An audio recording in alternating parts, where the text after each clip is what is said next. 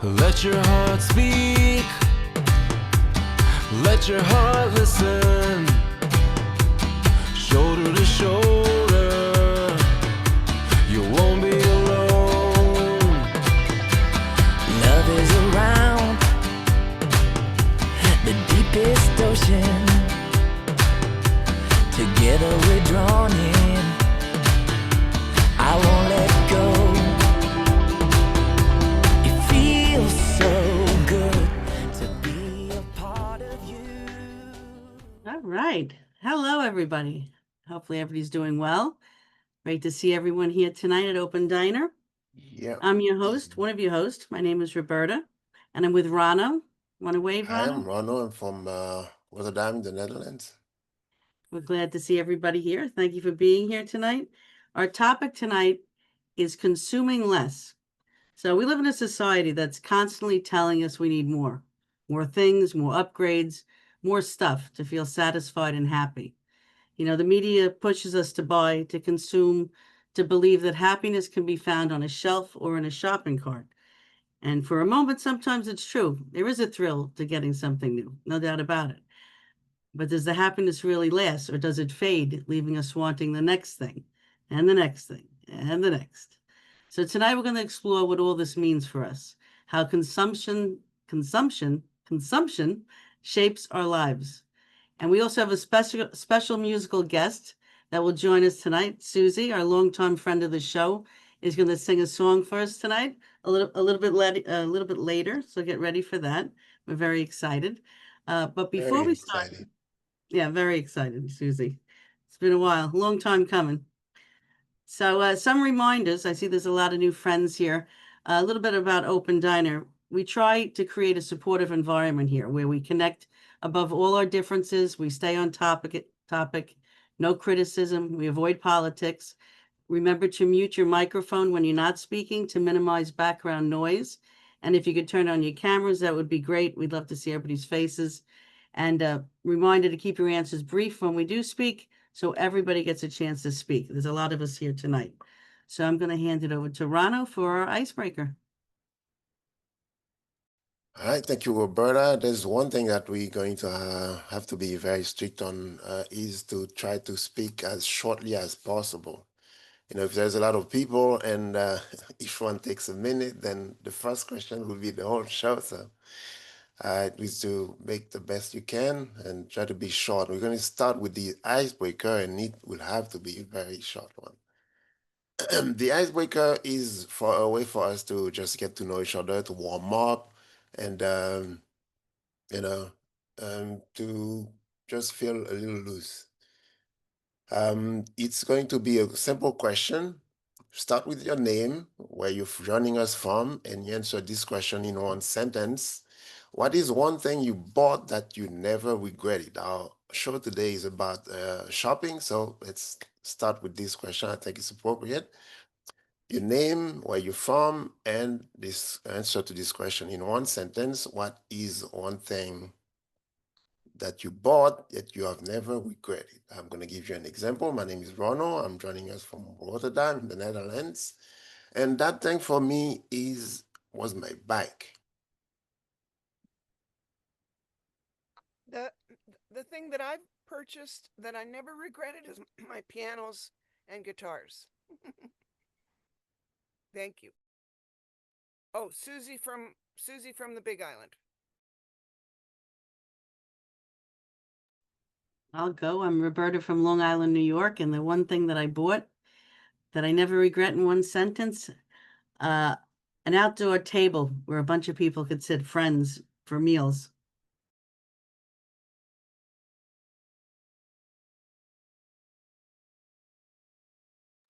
Don't be shy.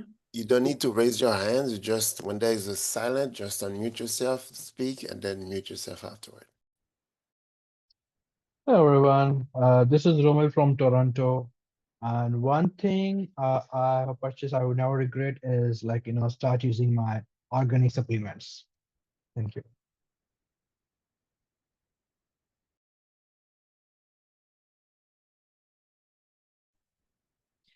Hi, I'm Heather. I'm from London, Ontario in Canada. And one thing that I never forget, would never regret buying is my smoker barbecue.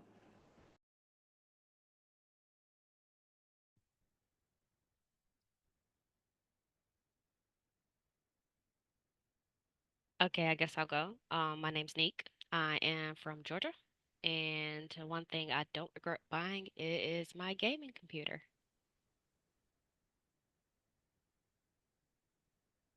My name is Chase from West Virginia. I don't regret buying my dog. That's a good one.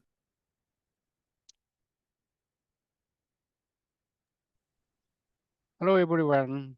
I'm Noriaki Ikeda. I'm Nori from Japan. And this is the first time to be here. And one thing I bought, but I never regretted it, is my laptop computer. Thank you.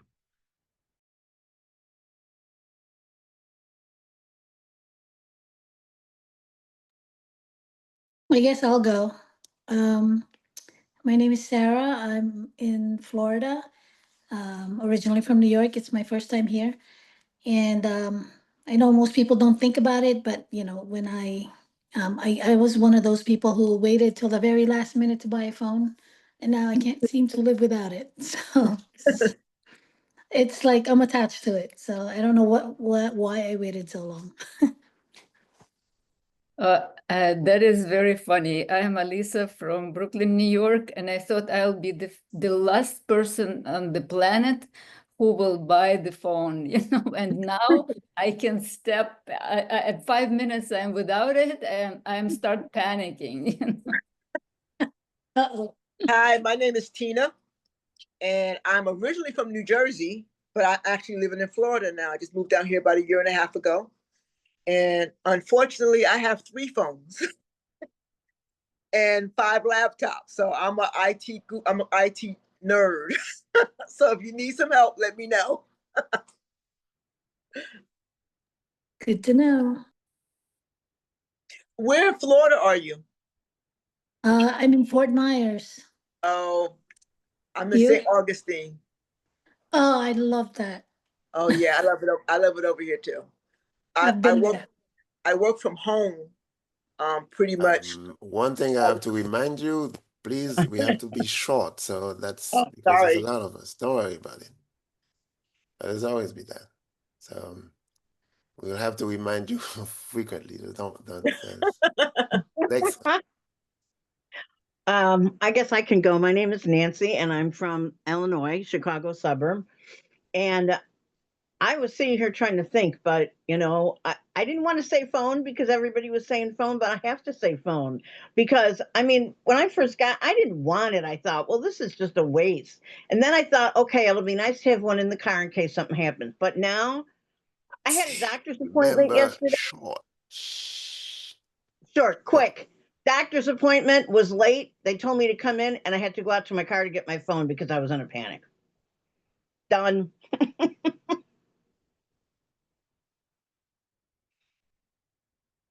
I'm Linda. I live in upstate New York. And aside from my phone and my computer, the one thing I've gotten that I don't regret is my divorce.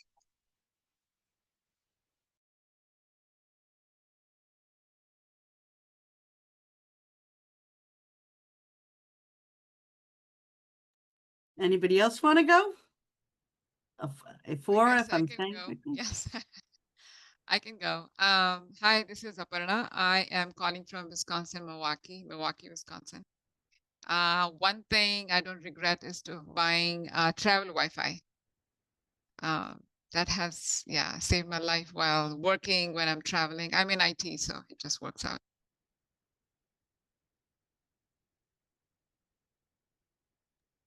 I think we're going to know another topic of the show, Rana. We're addicted to phones. Okay. Anybody else that didn't go yet would like to go? Introduce yourself. Sure. Danny? Hi, I'm Danny. I'm from Waltham, Massachusetts, and one thing I don't regret buying is my mental health journal.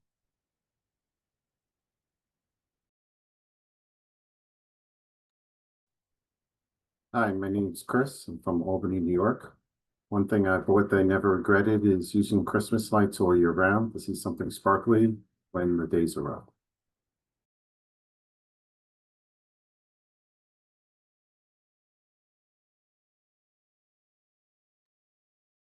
Okay, so I don't think everyone went, but what we can do is simple, so we don't take the whole time, is during the discussion, if you are answering for the first time, then you can start with your name. If you haven't introduced yourself, you can start with your name during the discussion. That's gonna come now.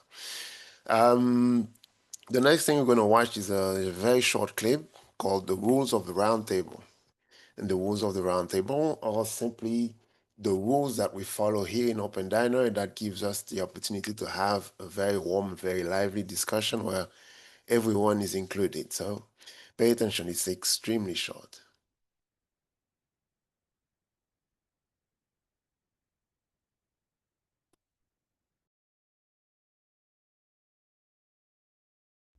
Around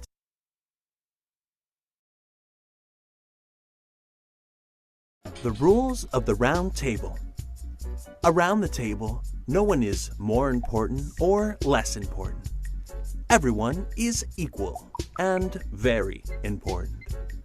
We don't reject opinions or negate, but only collaborate.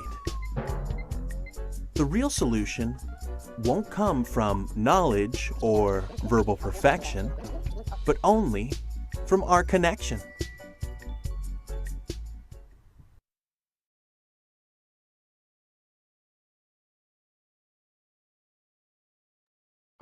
Okay, that were the rules, and now we're watching the main clip. The main clip is an excerpt, it's a very short excerpt, about 4 minutes, taken from a documentary called Crossroads: Labor Pains of a New Worldview. This movie is very amazing in that it is, I don't remember the year it was made, I think it was about 10 years ago, and it's even more relevant today about our current, world crisis. So we took a 4-minute clip out of it that talks about, shopping and the society of consumption, and we're going to use that as a basis for our discussion. Please hang on.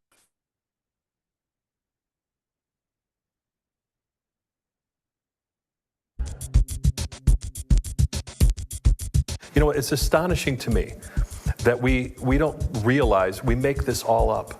We made the whole thing up. You know why gold is what the value it is? Because somebody said so. That's it. You know why the fuel costs what it is? Because somebody said so. Somebody speculates, somebody decides, there's a belief, enough people join in, this is what a thing costs. We've all decided this. So an awakening of, we're repeating these cycles and we're getting kind of tired of it, maybe we should do something different this time around, be something different. People are interested in processing meaning and values. We have to hear that. It's the society, the media especially, that puts ordinary people into this vain search of material goodies. Yeah. People didn't live this way even 50, 60 years ago. You know, this is just a very recent phenomenon, that if you have, instead of one cell phone, 2 cell phones in 2 pockets, then somehow you'll be better off.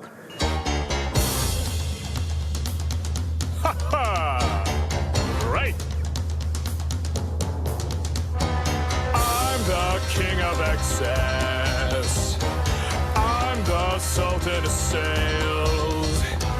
I'm the boss of bargains. My credit cards, they never fail. I got a 700 something on my beacon score, which means I don't own a thing and I can buy even more. I'm a buffet eating, tablet reading, lovable guy. I get the best of the best that my money can't buy. It's a wonderful life.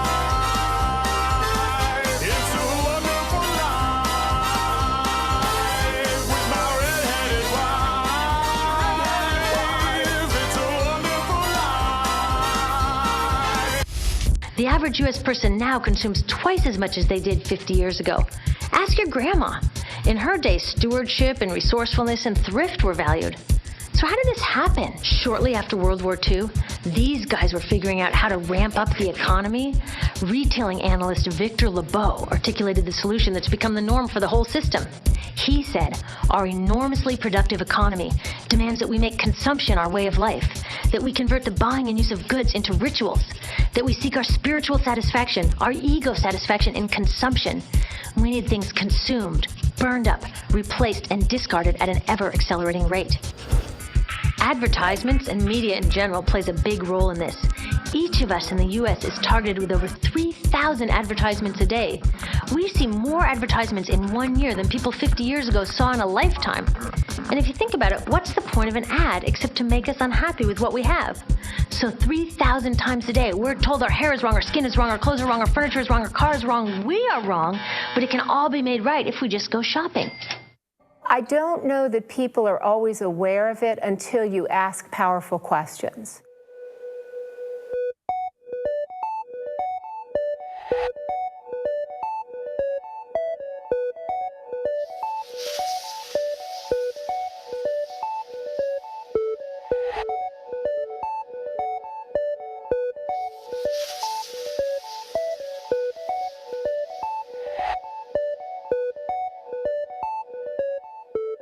And the research is so interesting on this that if you ask college students what they aspire to, they talk about money. But if you ask them what the best thing was that happened to them in the last month, they mention experiences with other people. They never mention possessions. So on an intuitive level, people do understand what it is that brings them joy, but sometimes they have to find out the hard way.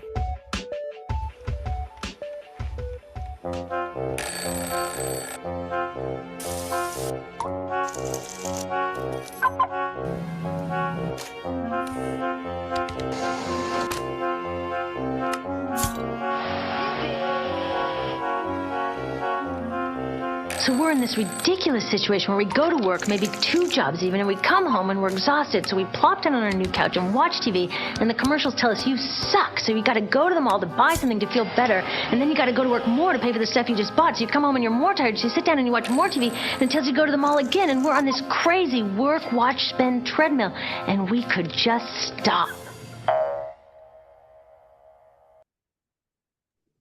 All right. There's a lot of truism to that. I would think everybody agrees. So now we're going to ask some questions for a roundtable discussion. Now, there's a lot of us here, as we know.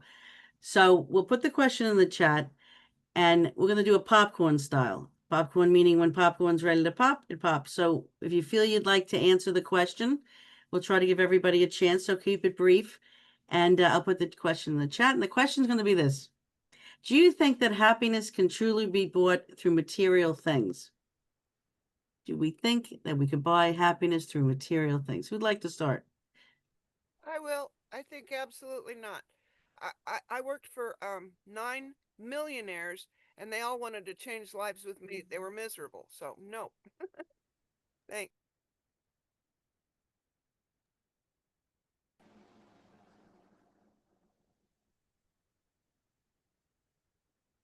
It's good that we have someone that have personal experience.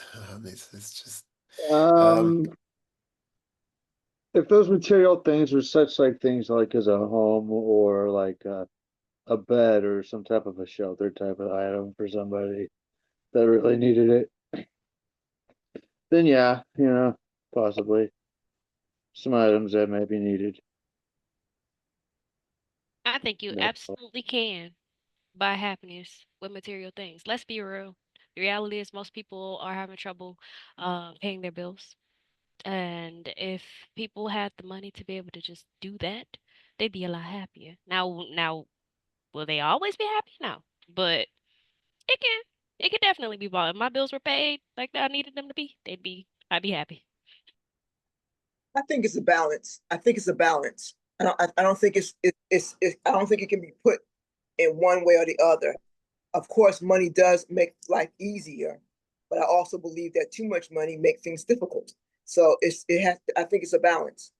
And again, it's about what you believe and what you feel. I mean, some people need to shop in order for them to be happy. Some people are good at doing crafts.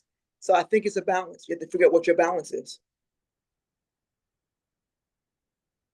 I agree with that. Like, we do need, I mean, you do need your basic necessities. You need a shelter, you need food, clothing, etc.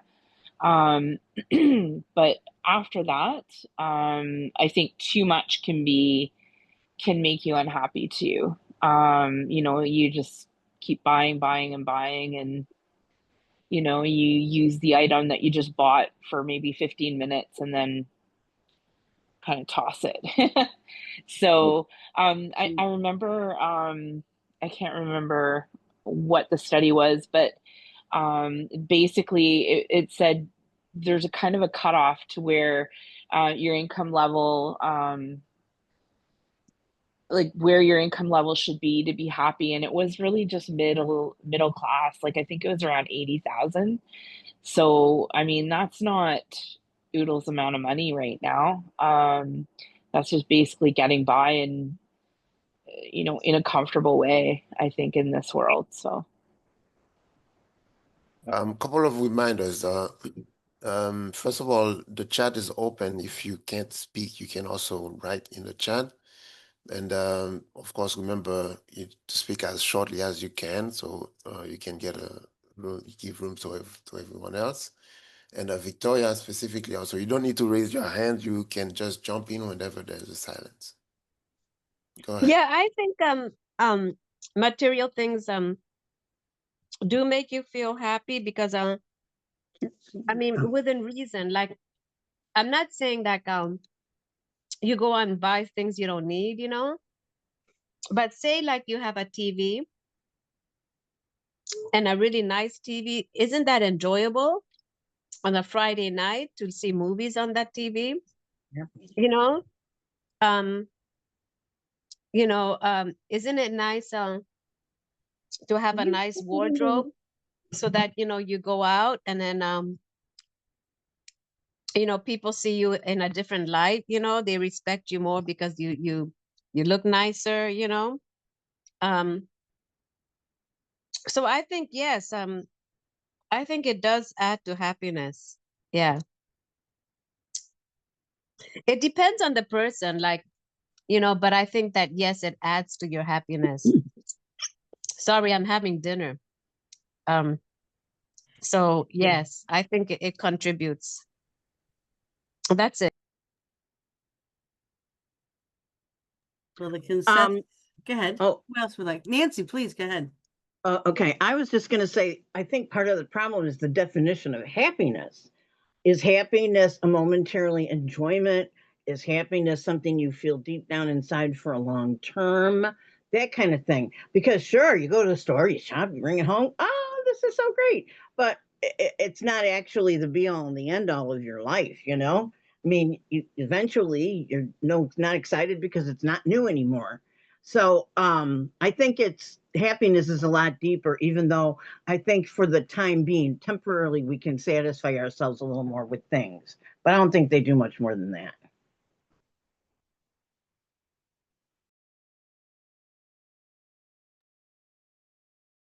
Yeah, I go ahead. I Yeah. agree with Patrick. I do.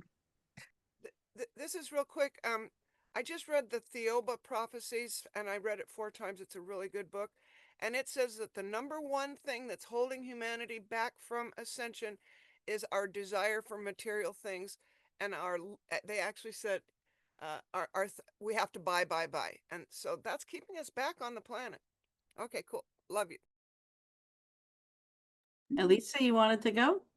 Yeah, I wanted just to add what Susie started. I think yeah, we do need necessities, like was already said. There's nobody you know argued with that, but it is very hard to swim against the stream that escalating this movement and urges us to buy more and more, and then we do judge each other by how we dress, how we look, instead of seeing like that is, you know, let's enjoy each other, not because we are looking better and better every day because we bought more and more new stuff, but because we can, you know, help each other. We can you know, share something with each other.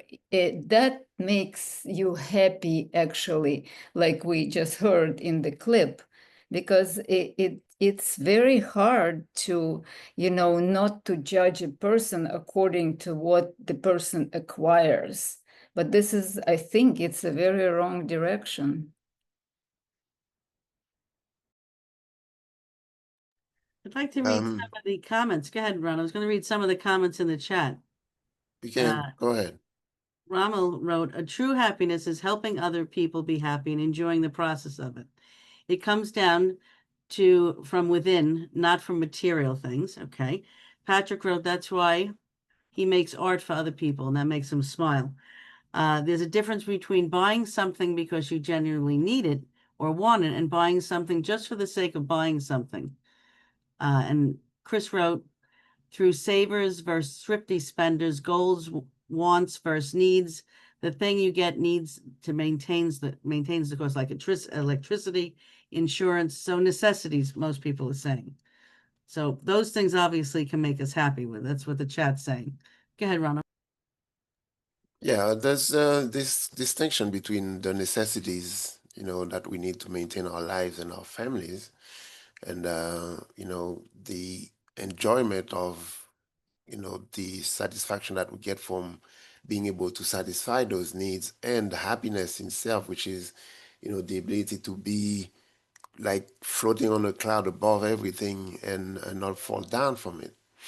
You know, we live in the material world. We need those material things in order to exist, to maintain our bodies. That's the most basic thing. But just about the question was trying to aim at whether it makes you that satisfaction last is how we try to identify, try to, you know, diagnose this thing. Well, maybe this leads us to our next question. Do we own our possessions or do our possessions own us? So we need certain things. We all agree on that. Everybody seems to be on the same page. But do our possessions own us? Or do we own our possessions? That's a question. Keep an open mind. Open mind. Okay.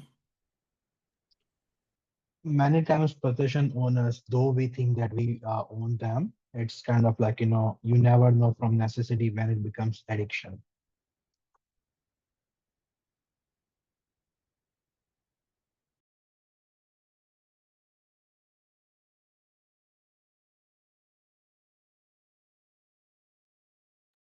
Well, I have to say that I am back to our icebreaker, and you know this how we exchanged about the phone, and the phone definitely, you know, it is something that that is something possessed me, not I possess the phone, because now it just seems like it is constantly looking for attention, you know, and looking for upgrade and looking for something else to do. What the cover should I put on, or how I will change it, and how often I will change the phone, you know.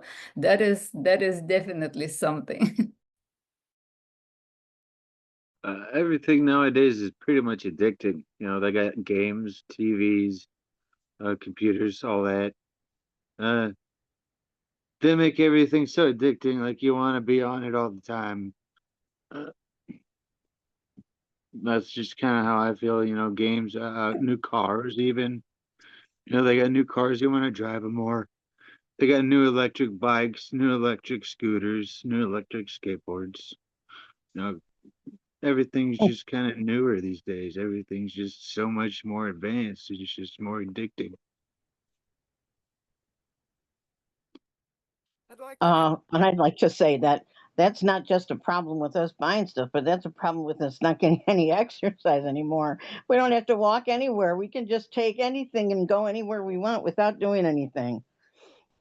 I was also going to say that I think our possessions do own us to a large extent, because, we don't realize that when you got something in your home, it takes energy. It doesn't just take up space, but it does take up energy.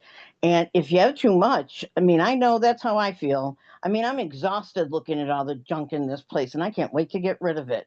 But I think that can happen. And I've heard that a lot of people who hoard, and of course that's an extreme, but we had a couple roommates, brothers in Chicago, and they died because they had so much stuff in their apartment it fell on one and killed him, and the other guy couldn't move. His brother took care of him, so then he died. All from stuff. Yeah, I think that's great, Nancy. And I think we have to work at not, you can get a possession, but I think you have to work at not letting it possess you. I think it's part of our spiritual growth is to have the things we need and don't live in excess. Okay. I agree with her on that one. I think that you Oh, we lost your sound, Tina. Unless it's me. Can you guys hear Tina? No, her sound is gone. She's still speaking though. Yeah. No, we can't hear you. No sound. Maybe come in again. Your radio is your sound goes in and out. Now we don't hear you at all. If you still speak. Now we can hear you. No. Can you try speaking? Hello? I think our internet is what happened. Yeah, the internet. She's frozen. Hello? Can you hear me? Yes, go ahead. Yeah, we yes. can hear you now. Hi. What I was saying was I agree with the young lady. I think that in today's society, everything is easy to get access. You can have food delivered to your house. You can have your groceries delivered. You can have all your things that you want brought to you. But I think it's a mindset. You have to have a mindset to want to leave your house, to go out and do things, to have some adventurous things in your life. So you kind of control that part of your life. So you can either be a part of the world or you can hide from the world. There's one thing I can add to this is that about the idea of possessions owning you is that our need for pleasure, for satisfaction, that never ends. So it keeps pushing us to get more or forget the better version of the thing that we just bought, and it never ends.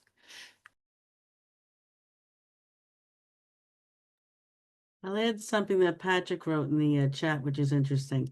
He says, an artist needs paint to create. A musician needs an instrument to make music. Art to me isn't materialistic because art is ideas, experience, and emotions. It depends on the possession. Some possessions are neither owned by us or we own them. They are a part of us. For example, he loves stories. He likes to read the music. I listen to games that I play. So there's great memories and experiences, things to share with others. Interesting. Thank you, Patrick. And Danny wrote, I think our possessions own us because I feel like we buy way too much stuff that we don't need. Okay. I think maybe Jeff, you unmuted yourself. Were you trying to speak? Yes. Go ahead. Wanted to say that if you are known for being selfish, honest, and diligent, reliable, and respectful, that can make us feel that welcome inside for more than any special kind of clothes that you ever do. And such reputation can cause you to be sought after as a valuable friend or workmate or employee. And it can bring invitations from persons to visit them or to do things with them. So share your good things with them. And this will no doubt solve any problem of loneliness far better than a television set. So materialism, like it's mentioned, that there's nothing wrong with it, but there's other things valuable in the world that we can explore and make use of it. Thank you, Jeff. Let's add another question to the discussion. How to nevertheless not be negative about shopping? just shopping is that it can be fun, can be enjoyable, can acquire new stuff, but the thing is that satisfaction does not last. But how to nevertheless not be negative about shopping?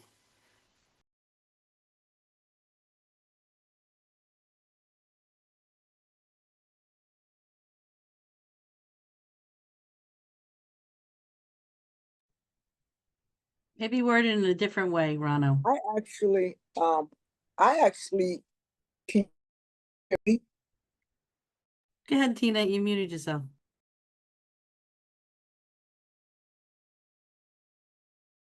How about that? Can you hear me now? Now we can, yeah. Okay. So I actually, believe it or not, hate shopping. Because it's all the things you got to figure out, the pricing, this, if it's clothes, it's going to fit. So to me, I have anxiety when it comes to shopping. So I stick to my specifics, what I know that I have to get and everything else. And anything outside of that, it becomes more of a chore for me.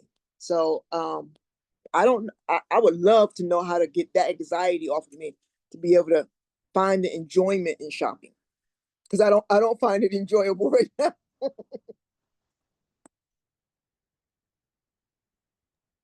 I agree with Tina. I have so much trouble. My biggest problem, though, is making decisions and spending money. And between those, then I have to figure out what to get. I'm with Tina. I don't like shopping at all. I know with myself, a lot of times let's say sneakers. I'm like, are these cool? Are they not cool? Are they in? Are they real? Are they fake? It's like there's a million things with just something simple. I find that I find myself wondering, it sounds bad, but what other people would think, if I'm buying this, not buying that, and I see there's definitely an influence on society with shopping. So it gives a little bit of a anxiety about what's in, what's not in. And maybe that's just me, but I think that has to do with commercials and stuff also, and social media. I I think I can try not to be negative about shopping, but everyone is so clever. I definitely know what I want to buy. I go to the store and I know where I will find it, but they rearrange the entire store. And now I have to go through the store, and this is done on purpose that I will maybe something will grab my attention, and I will stop there and I will buy not only what I want, but also, some additional things, so it's a challenge.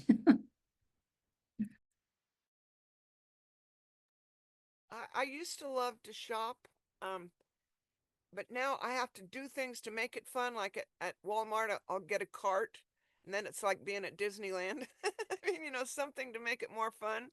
But scientifically, the reason why shopping exhausts us so much is because of the decision making. We have to choose, choose, choose, and that really takes away from our energy. So, yeah, that's why we have a difficult time shopping.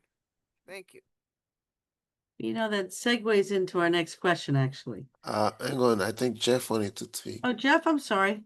I Yeah, can't thank see you. on the Yeah. screen. Sorry. Yeah, I just wanted to mention that when I do shopping, it's all about first to look at the pricing, and then also I have to check the size that fits myself because I'm a tall person. I'm a 6'3", so if not, then going to a different shopping environment, different store to see which size is matching for myself. And I usually spend about 30 to an hour to see which one is fits me and which matches the color, from trousers to dress shirts to summer attire or winter. Just looking at the right, correct uh, style to fit my needs. Just want to say in the chat, it's pretty cool. Somebody added, I think it was Patrick added that when he goes shopping, it can be good. He goes, when he goes to, let's say, Comic-Con, he meets a lot of new people. He sees all the history of the comics. It's obviously something he enjoys. seeing people dressed in favorite characters. So with shopping with you, Patrick, I see you're meeting people along the way. That's good. Usually I'm on Amazon. I don't see anybody, but that's interesting. Thank you for sharing that. Should we go to the next question, Rado? What do you think? Yeah, there's one thing I wanted to add is that there is one case in which shopping is fun and rewarding is when the holidays start coming and we buying gifts from other people.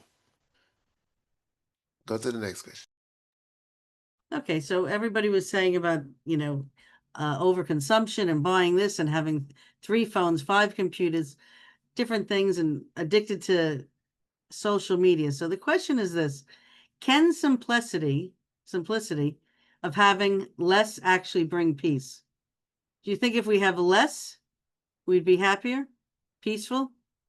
What do you think of that question? Who'd like to dive into this one? Can simplicity of having less actually bring us peace? Yes.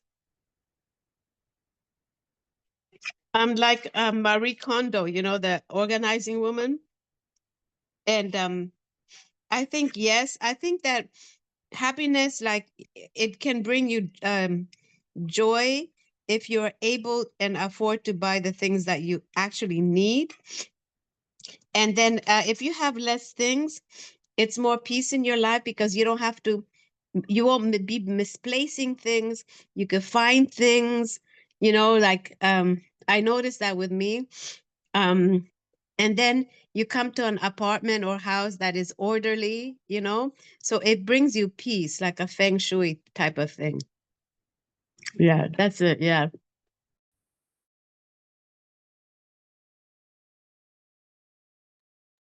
I was actually glad Totally. this. Go ahead, I was Chris. I was Chris, actually you glad. started. Go ahead. I was glad this question came out because I wrote this down too. I know your focus is on stuff, but there was an article recently about time poverty. A lot of us have aging kids and aging parents and kids. To be an extra resource to cover someone when they're sick, injured, or they pass, constantly teaching people that simple is not boring.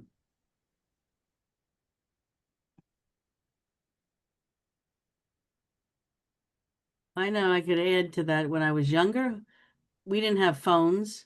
Yeah, I think the generation we're in now, I'm 55.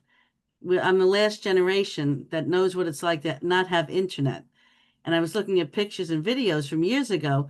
We actually were talking to people, like we go to the roller skating rink and we'd stand and look at look at each other and actually have conversations. I think having less stuff, not losing technology because it's amazing. It brought us together tonight.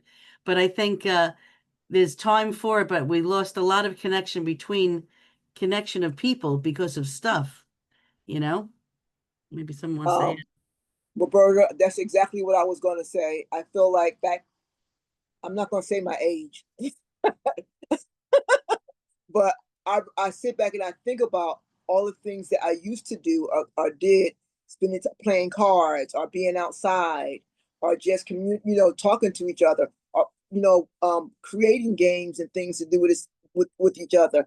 So I think that less was better, but then as society changes, more things are being brought to our attention. I just recently bought this thing that's supposed to help me not choke if I'm alone because Oh, we lost you. We lost. We can't hear you, Tina. We have to come back to Tina. Anybody want to add? Well, she's trying to fix that. Okay, she's Yeah, going. I agree. I think technology has made us lose a bit of social engagement. Like we don't have to work as hard. Like I'm around you. I'm in the 50s, in my early 50s, and my daughter's in her 20s, and especially after COVID, like kids don't they don't care about going out to a dance or going out somewhere to socialize as much as like when I was her age. That would be like I would die if I couldn't go. That would be my thing. But now they're just like, oh, they just talk online or text each other, and that's good enough. So it's a different world. I don't know if it's better or worse, but it's different for sure. Nancy, you wanted to add? It looks like you were trying to unmute. Yeah, I was, but now, unfortunately, I can't remember what I was going to say. I can say, though, that I have heard, I don't know if it was on the news or somewhere, that the newer generations, like you were saying, Roberta, they don't really socialize in person. Their idea of socializing is to be on the phone or tablet or whatever. I mean, I do that too to some, well, my generation, it was a telephone, but not like these phones. It's like you got home and you dialed someone on your phone and you talked. But it's different now. It's like you used to have to go to a library and get information. At least you're out of the house. It's just everybody stays in all the time now because of the phone. I've even seen people in restaurants and they're eating together, but they're each on their phones. I really think it takes a lot away to not socialize in person like that, and you don't learn values anymore. I mean, social values or anything. I don't know. I'm glad I'm older. I don't think I'd like it. Well, we're not far from the time when we will be sitting in front of each other in the restaurants and talking to each other through our phones. That's gonna happen. Yeah, don't even get me started about being a kid. When I was a kid and I grew up in Haiti, this is a developing country, there was no technology. There was just, other kids in the neighborhood and a ball. Nothing else. It's just, yeah. That's a lot we lost. So we're getting close to the end. We have to save a bit of time for our musical performance. So this is our last question.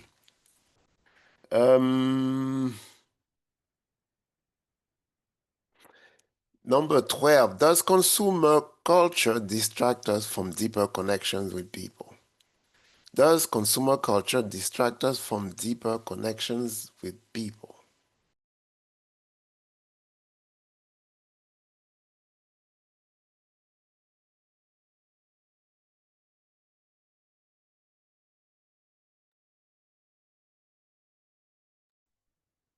Well, I have to say, yeah, go ahead. Go ahead. I will think. Rono, I wasn't born in a developing country.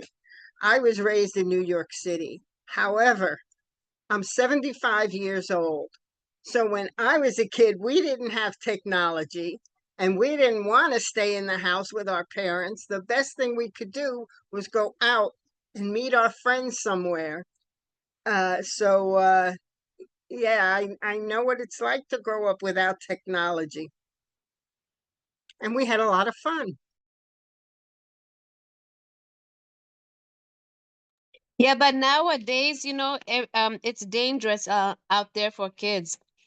Look at the kid that got shot in Texas because he was playing some little game that we used to play when we were kids, and then he lost his life. Well, let's leave So on a now good what? note. Let's leave on a happy note. Let's.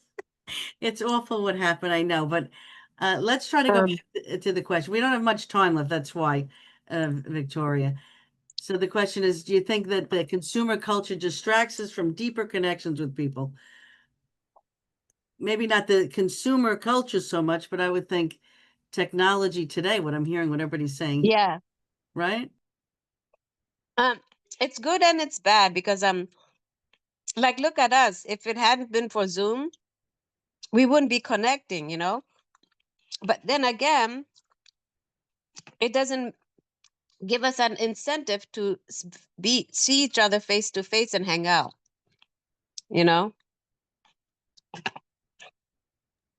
So there's good points and bad points. It makes us people lazy. That is true. Oh, sorry, go ahead. No, I was just going to say that I think that it does affect us. One of the things that frustrate me is meeting people. Prime example, like the Zoom call. Well, before we used to go to a restaurant or we used to go to a bar somewhere and meet people in person. Even dating has changed. everything is on an app. Meet a guy on an app, meet a girl on the app. It's so I think that this is not my era. I'm not used to that. I'm used to meeting somebody, feeling a connection, and deciding where I want to go from there. Where today it's all these other avenues and requirements that you got to do.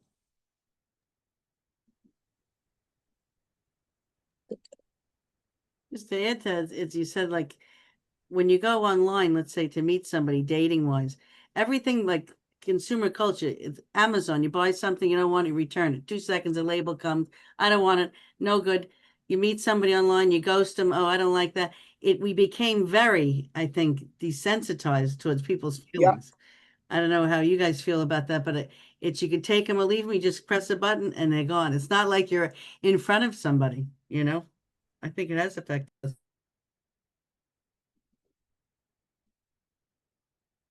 Yeah, I believe that the consumer culture distracts us from dividing our attention from meaningful goals and inner well-being towards acquisition of material possessions and superficial pleasures. And it's not the same as was back in the 90s or the 80s, where we have a face-to-face conversation with one another.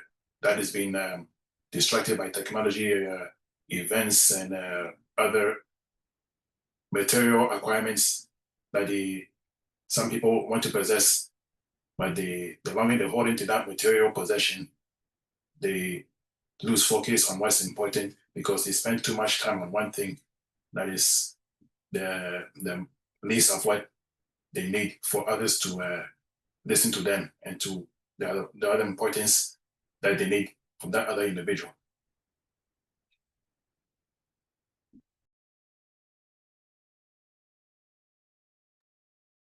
Well, I think I will start defending the new technology, but there is quite a difference between consumer culture and the advancement of technology that, like already was mentioned, that if not Zoom, we would not meet.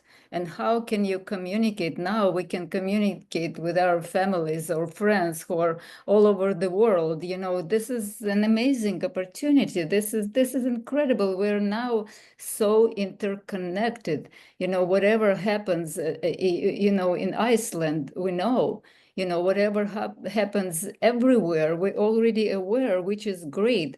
But making a race from this, that you have to change your phone every week, or you have to, have something else and something else. This is an unfortunate part of our, I think, I don't know, our nature to just grab a little bit more, make a little bit better, my phone is better than yours, and that's all.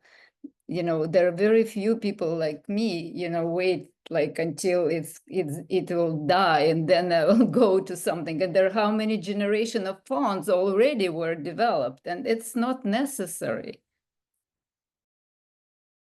Well, it's true. People are working and working to get more and more, but they're losing time with friends, family, and their whole life goes by buying what? More stuff. It is crazy. There's a scripture that's something like in the Bible that says something like people buy a better thing and it turns to ashes. So they buy a better one and then that turns to ashes. Then they buy a better one. And it's kind of like if you're not rooting yourself in consciousness and what's important, that, material things, if they're important to us, they add to us. If it's extra, then it's peripheral. It's just too much. It does distract us. Whoops. I wanted to say one of the things I believe in life, and I think it goes for just about everything, is there's always two sides to everything. It's how we use it that makes the bigger difference. Technology is wonderful, but it can be bad. I mean, everything is like that, even food, I mean, it's always how we think of it and how we try to use everything. If we need to learn how to be more thoughtful about what we do with things, with people, with everything. Oh, all right. So, we're coming to the end. It was an amazing discussion. We just blinked and then the time went by. I'm very happy to see all of you here. So it's always grateful that people are joining and contributing to the discussion. A few words in closing before Susie and her amazing performance. It's good that we make efforts to try to consume less, since consumption does not really bring lasting satisfaction or meaning in itself. But the good of it is that we do buy gifts for each other, right? The more thoughtful preparation goes into purchasing those gifts, the more happiness we can bring to those we give them to. Like it's not like consumption itself is bad. It's just that we sometimes unaware that our desire for satisfaction and pleasure keeps growing, and that it potentially can take over everything. I see strangers here, open diner make efforts to give others space so they can get a chance to speak. That's not a small thing. That reminds me of my teacher saying that love is giving. Removing something from yourself and giving it to another brings life, whether it is a small or a big thing. I think our future as humanity lies in this learning that that thing that we remove from ourselves does not diminish us in any way. It actually gives us the ability to give more.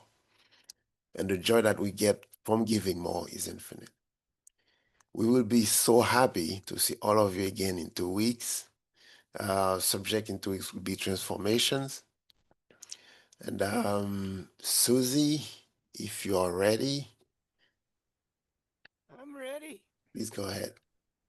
I think I found a song that really goes with this too. Okay.